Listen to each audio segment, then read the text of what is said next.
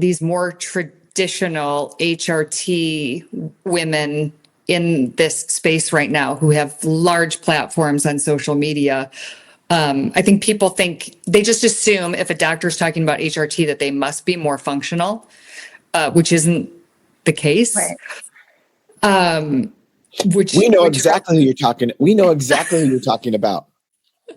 And I will say, she's blocked me on social media because I was asking her, huh?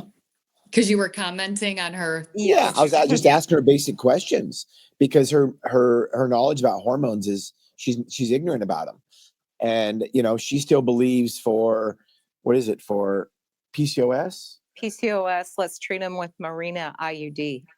Exactly. That's exactly what makes me insane.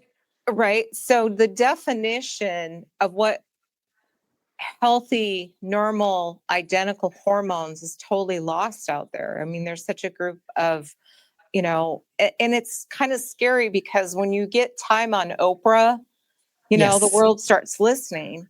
And then, when we start hearing what they're saying, we're like, oh no. Oh, blown no. away. Yeah. Like she thinks, bioidentical is a marketing term. It's right. She does.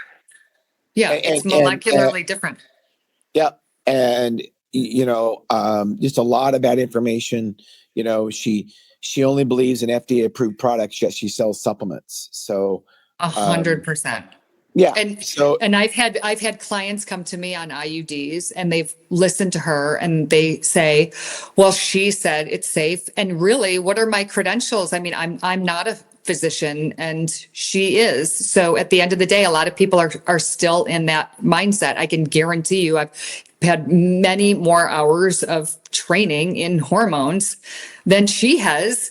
But unless someone understands the difference in the paradigm, they're going to go with what an MD is saying, and they're going to believe it. And they're not going to understand that they are missing out on natural progesterone and all of the amazing things that it does for you.